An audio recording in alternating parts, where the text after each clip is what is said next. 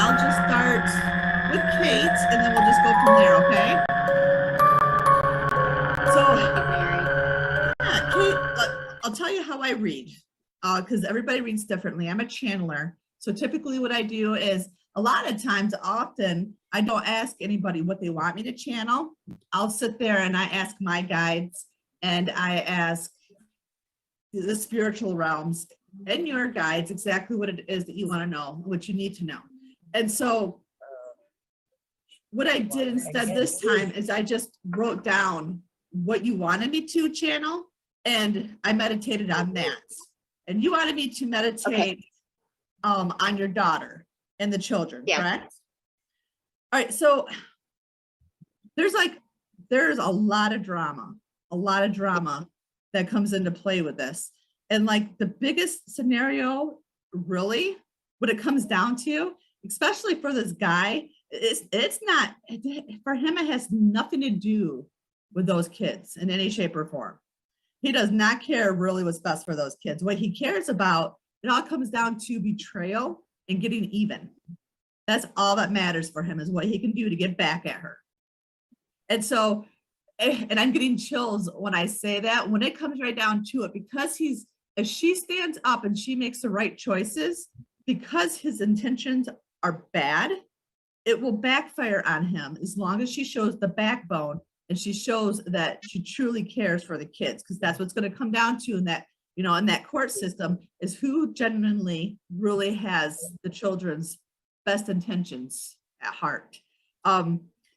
He has definitely got a point to make, and that's it. It's all about false narrative for him, though, and the whole truth isn't out. He's only telling his side. And so when she comes forth, she needs to tell her side, but she needs to not get angry, or like, she can't get angry. She can't be forceful with what she says. She can't have an attitude. And really, her crying isn't going to cut it either, because the judge isn't going to want to hear that, because it's probably going to be a male judge, because I'm getting the male that's involved, that's going to be overseeing this. He's not, part of my friend, she ain't going to give a shit about her emotions. Okay. He really isn't. Okay. What he's going to care about is the facts. If it was a female judge, she might feel more of that, but this is all about facts and what's really going to be presented and proven. So she just has to show that she's making the right choices and putting her kids first. Okay. I keep on hearing like a female voice saying like, what are you even talking about? And there's confusion over the words that are being spread. So literally I see her sitting in court and him saying this stuff and her going, what are you even talking about? And so she has to remember to not speak out while he's talking, but to write that down so that she can come back with facts and not be like, you know, losing her temper and going, what the hell are you even talking about? Because he's going to make stuff up. He already has been making it up. And so she just has to come with the facts. That's it. Facts, facts, facts. If she can do that, she'll overcome this and she'll win. But it's all about, it's just all about how much she can prove to the court without being overly emotional. Because the over emotional is going to get her nowhere, except for more emotional trauma on her, which isn't good for her or the baby.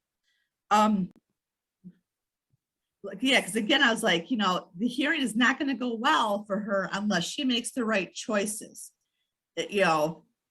And I like, a part of what I hear is I hear that she was born to lose. So she has to choose. She has to choose how she's going to present herself. Like, you know, the odds are not in her favor. Does that make sense? She has to show that she has to prove that she's going to put the kids first no matter what.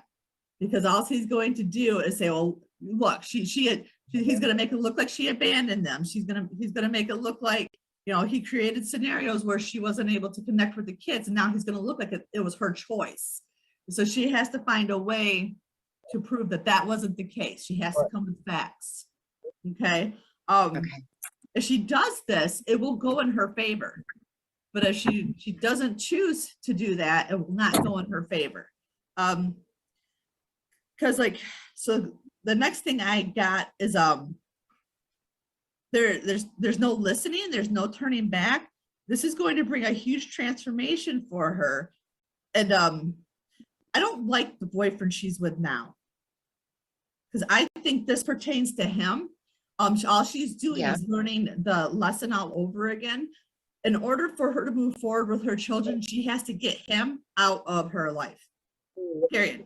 All she's doing is she started all over again, and she's going to find herself trapped, and it's not going to do her any good. If she stays with him, she will not have her kids.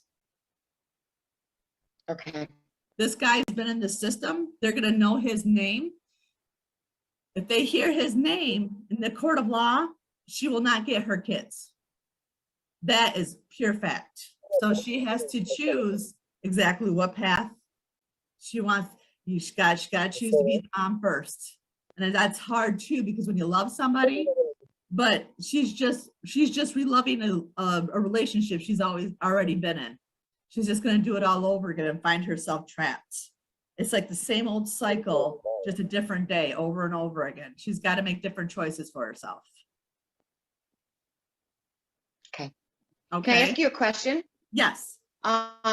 You said she was born to lose. Something she always says is, if I don't, I'm either going to lose or I'm going to learn. Yeah, and see, and like I said, that's her energy coming through, where that's her attitude. So she already assumes that she's not going to do well. She's got to learn how to fight, because she's either going to lose or she's going to learn, but she doesn't learn. But she's losing because she's not fighting. She has to learn how to fight. And when you're a mom, there's nobody else that's going to fight for your kids but you. They came from you, right? You know, men are fathers, yes, but a child is created from you, inside of you. There's nobody that's going to fight more for your children than a mother. She's got to fight for her kids. She's got to have faith in herself and her worth, and she needs to get out of the relationship she's in now. He's not any good.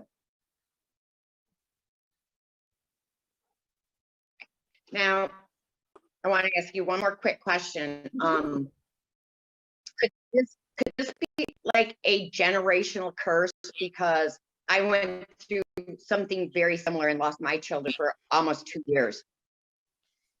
You know, in a sense, it could be. It's a cycle, not necessarily a curse, but a generational lesson that you all have to learn and you all have to go through it. So it could be until somebody breaks the cycle that you're not going to, until someone breaks the cycle, it's going to continue to happen. It's sort of like my grandmother. She really loved her husband and she always supported him, but he was very abusive. Okay.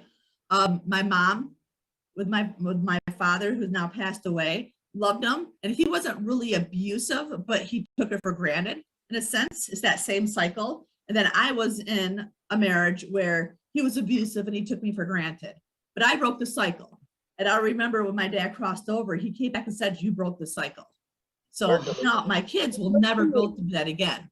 They won't ever experience that because I broke the cycle. So it wasn't so much a curse, but it's a lesson that's passed down from generation to generation until somebody learns it. Sort of like that. So not a curse, but a lesson to be learned. Gotcha. A lesson. Okay. Okay.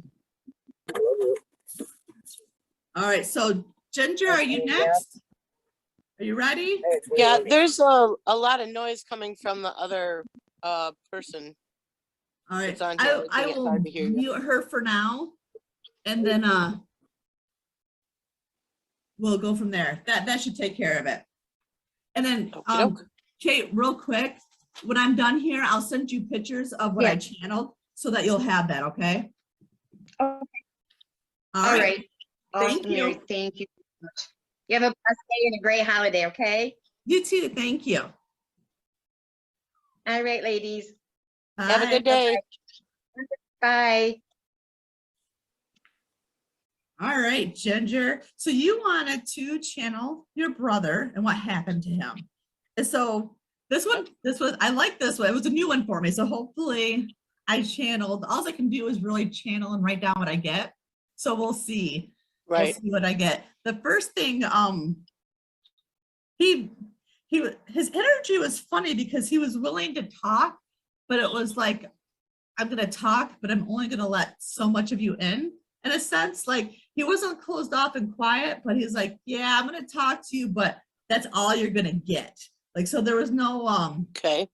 like emotional feelings that I could get from him. It was just, I'll talk to you and give you information, but that's about it. That's as far as we're going to go. The first thing I started hearing was that song, Hit the Road, Jack, and Don't You Come Back No More, No More. He just kept on, that's what kept on playing in my head over and over again at the, like, so I'm really not sure. I'm like, okay, so did someone tell you to leave? If, you know, or like maybe he felt like he needed to leave. The next thing I picked up was he showed me like lost and alone, confused and wandering, like aimlessly. And he showed me like woods, but I felt more like, I almost feel like, is he crossed over? Yeah. Okay, so I almost feel like he's not really sure. When I get the lost and alone, I feel like he's not really sure how he got there or why. Like there's confusion for him. So I get like that hopeless and aimless and like lost in direction, lost in space and time, like left in limbo, so to speak. And I feel like he is crossed over. He's not like earthbound, like he hasn't crossed over to the light, but he's like, God damn it, because I don't want to fucking be here. This is not where I want to be. So I'm still, Right. he's like, I am staying right here and I'm going to wait. Like because he's showing me action, he wants to be back over here because there's things that he needs to take care of. He like, so there's people I got to take care of. They're counting on me. I can't be over here. I'm supposed to be over here. So it's sort of like, he's like, you're damned if, I'm channeling him right now. He's like, you're damned if you do, you're damned if you don't, because I've learned that. He said, it doesn't matter how hard you try, doesn't matter how hard you work, how much effort you put in. I just always felt like I came up short. I was never good enough. No matter what I did, because he's like, I realized that in other people's eyes, that was never the case, but that's what it felt like to me. Like no matter how many times I tried to put something forth, it wasn't good enough. I wasn't good enough. That's what it felt like. And so he's got a point to prove. He's not going to stay over on this side. He's determined to come back as quickly as he can. He's like, I am waiting in limbo. And I was almost going to ask if he was like some kind of warrior or if he was in the army, because kind of what he was showing me was like action, always waiting for the action and like on the mark, get ready, set, go. That's what he wants. He's ready to wage war on something. Actions speak louder than words. He's like, I'm tired. He's like, I'm tired of the bullshit. He goes, I'm tired of listening to people because fear is not really gone. They're here with us. Right. And so Right. he's like, there's something he's ready to fight over. He's like, I'm tired of listening to people talk the crap and never do what they say they're going to do. Actions speak louder than words. So he wants to come back. And like, he's ready to like, he says jump ship, but like, he's almost ready to reincarnate now so that he can come back.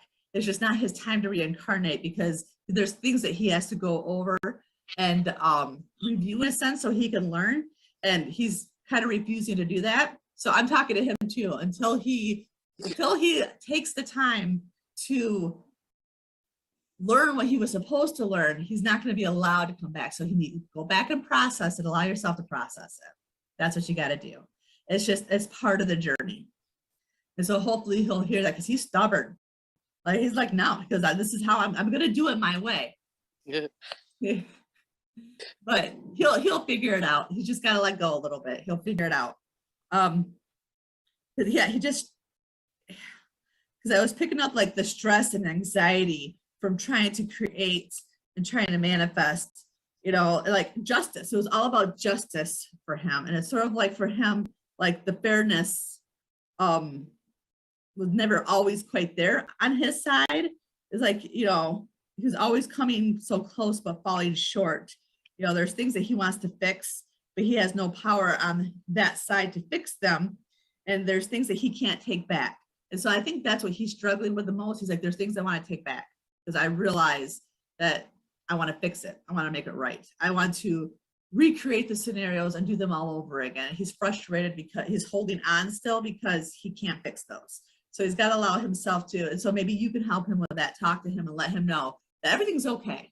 Everything's going to be okay. Allow yourself to go through the process so that your soul will heal from those wounds, because that's what we're supposed to do. That way you can continue to move forward and come back and learn more lessons as a soul. Otherwise, when you guys come back together in the next lifetime, it's going to be more of a struggle for him versus learning those lessons and coming back and doing something different. We don't want to do the same lessons over again. And then, so I asked him what his final message for you was to allow in healing and allow yourself to have faith again, that everything happens for a reason. That, you know, sometimes shit happens, but it happens for a reason. And to have faith that everything's going to work out in the end for you. Okay. Do you have any questions on any of that? No, other than that's what I would always say to him. So there, he didn't give no clue or no say anything about like what happened that day. Nothing. The only thing I get is that confusion and wandering aimlessly, like in the woods. So I feel like whatever happened to him, he really has no idea. Like what he's like, because when I'm getting that, they show me what 1 minute I was there and boom, I'm here and I don't even know what the hell happened. You know, just like my reading from last week, he had gotten hit, I guess, on his bike by a car, and he showed me the car, but he had no idea how he'd gotten. What happened? Yes. So I feel like when I hear hit the road, Jack, I feel like, you know, that's him leaving in a sense and taking off. And you'd have to tell me more about the scenario. It's sort of like once he took off and he was on his own, like something happened and he doesn't know how he got there. Because by himself, Yeah, he was on his own. That's what I definitely pick up on that. well, him and his girlfriend at the time were struggling, and we think she had something to do with it. And I think that day, of course, I think he broke it off with her, and I think maybe that's where that's coming from. That hit the road, Jack. Yeah. So how did they find him? He was at my parents' in the backyard, and he was shot in the head. Wow. And when the police came, they pretty much botched everything up, and they really had no answers for anything. But the girlfriend showed up at my house later in the day or later in the evening and said she was worried about my brother. She said that they got into an argument and that she couldn't find him, and that she went out to my parents' house, and she said she smelled smoke, like there was fire or something, which didn't, it didn't make any sense to me. And I was going to leave to go check on him. And at the time, the guy I was with, he said, well, your brother's a big boy. He can take care of himself. And I was like, well, yeah, you're right. I mean, he was definitely, like you say, like a warrior. He didn't take no crap from anybody. And I didn't go. And then I got the call at 3 a.m. in the morning.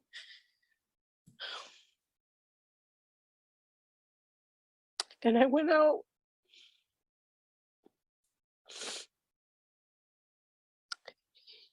And everything in my being says that it was foul play on her end, because my brother was dead set against suicide, and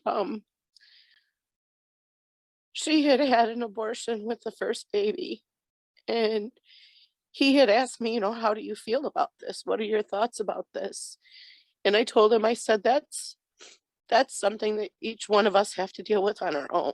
That's your, that's not anything for me to say. That's something that you have to deal with.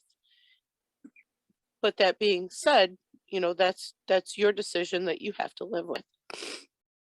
I don't think he had much say so in the situation. I think she just went ahead and did it and then wound up pregnant again. And I think he was really upset because she was talking about having another abortion, and he didn't want her to. So there was a big argument about that. And we don't know what happened. I just feel that he did not commit suicide. No, and he didn't commit suicide, because typically when he's confused about how he got there. He did not commit suicide, because typically I have a harder time pulling through a suicide person. I can still pull them through, but most of the time all I see is darkness. He was alone when this happened, like by himself. So there was nobody else around him. This was a shock factor. I would say what I pick up on is more of a man who is connected to her. I could see her, what I feel is while she is connected to it, I see more of a male coming up and he wasn't looking and doing it for her. So either like somebody who would be a brother or somebody who close that she could manipulate in a sense. He was not aware, like he suffered in no shape or form. And right. Not at all. He like literally, you know, once he got to the other side, very confused about how he got there. Very confused. Like he can't even show me who the person was. What I tap into is male. That's what I keep on getting is male. She is connected, but he did not do this to himself at all. At all. That I can guarantee. Like my whole 100% of my being of what I'm channeling, he did not do it himself. So let go of any of that kind of wonder.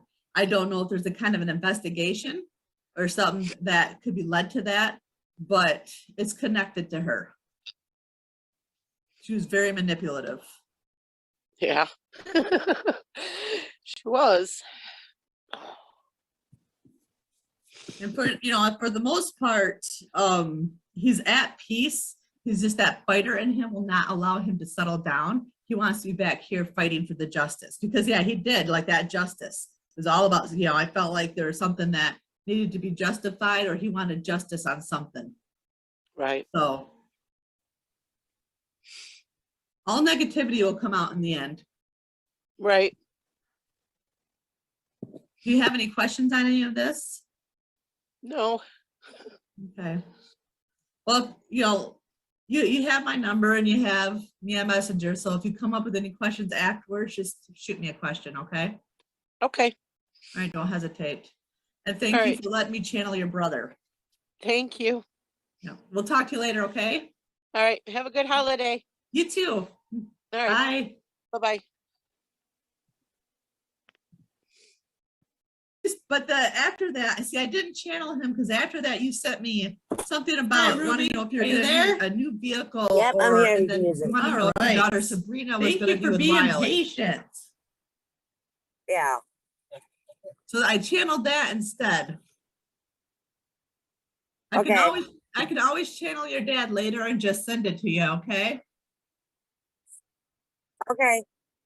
All right, so when I did get that some kind of vehicle is coming, but with this vehicle, you have to think out of the box. So looking where you normally wouldn't look, it's going to come from a different place and it's closer than you think. And to ignore the curb appeal. So like worrying less about what it might look like and worrying more about, it's going to be convenient for you and it's going to be cheap for you. And it's going to be somebody that you know that almost like gives you this vehicle. Okay, where it's going to fall on your lap and it's going to be somebody you know. And if you do have to pay money out of pocket for it, it's not going to be very much. Okay. Okay, just, like it's not going to come from a dealership type thing. Yeah, it's going to come from a different place you normally wouldn't look. Like maybe even if it's at the back of somebody's house and they haven't driven it for a while. Okay. Okay. Now for Sabrina, what I picked up for her was that she is maxed out. And so the only thing I can pick up from this is that she is going way too much and she needs to slow it down a bit and take her time and take the word rush right out of her process, because she is going way too fast and she is rushing through everything, and it is going to catch up to her and bite her in the ass. Okay. Yep. She has to know that it's all about divine timing and that everything happens for a reason. So she can't force it and she can't rush anything. She needs to just go with the flow and take one day at a time and let life happen instead of trying to make, like, she needs to allow life to happen to her versus her trying to make everything happen. She just needs to allow it to flow. When I started channeling this relationship, what I started picking up was the word trapped. And then I had a male energy that actually came forth, and I feel like it was a grandfather energy. Like he pushes forward and with she needs to go ahead and start making good choices that are right for her. So I feel like this is her grandfather. Okay. There's no time to allow anything but that. He's like, she needs to put that head on her shoulders and focus on what's good for her and let go of anything else. She needs to make the good choices for her and let go of whatever else that she's thinking about, because she is not making the best choices for herself. And then he says, he's like, he goes, I never liked him anyway. There's something about control and being held captive that's holding her back. But he's like, yeah, he's like, I never liked him anyway. I'm like, oh, okay. And so I made sure I wrote that down, because he's like to me, he's like, no. You just tell her to get away. So I don't know if that's the answer she's really looking for Riley, but the grandfather don't like him. And I'm just saying that she's allowing herself to be held back from him. It's sort of like she could let go and move away from him and have a much better quality of future for herself, a brighter future. Staying there, she's going to be trapped in some kind of energy that's not going to serve her purpose at all.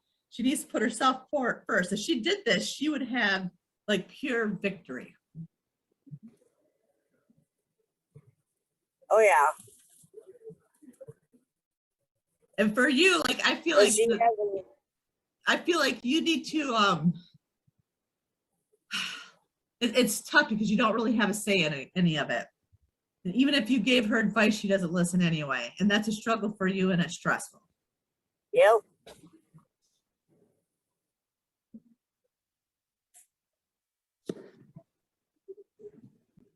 So nope, go ahead. She has good opportunities right now. She has a good career waiting for her, with friendship, dealing with disability people.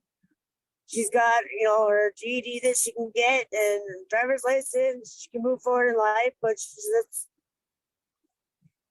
she's holding on to this boy. She's not going far in life. Yep. Yeah. So maybe you could tell her that her grandfather is saying to get away, because this kid's not good for her in any shape or form. And she might try going somewhere with him, but really, she could get places, but it's going to take her a lot longer. If she could just get away from him, she would pull in a match that would support her and move her to a better place and help and build her up versus drag her back down. Yeah, because he's always like holding her back and pulling her down and not letting her be who she is herself and everything like that. Yeah, he likes to control her. Yep. So what else can I answer for you? Well, you answered about the relationship. I wanted to know roughly, if you could, something a little bit about her GED, if she's going to be getting that, like passing it or not. She will pass it, but it's all about her mindset. And so I'm seeing the 50-50. It depends on how much energy she wants to put into it. For you, I think the more you pressure her with it, the more she kind of wants to rebel and not do well at it, just because. And it's a struggle because you want to encourage her to do it. So it's kind of a 50-50 thing right now. I don't know how you find the balance of backing off while encouraging her to do so. You would think that her boyfriend would encourage her to do something with it, at least get the GED so she can belt. Eventually, will she pass it? Yes, she will. It just all depends on, it has to be her choice. Okay. Well, you answered pretty much everything I asked. Okay. And what was your dad's name? Edward Hardy. All right. So I will, I'll channel him in a little bit and I'll send you that. Okay. Okay. All right. And good luck on the weather and your Christmas shopping. Thank you. Yeah, you're welcome. If you have any more questions, just shoot me a text, okay? Okay, thank you. Yep, we'll talk to you later. Okay. Bye. Bye.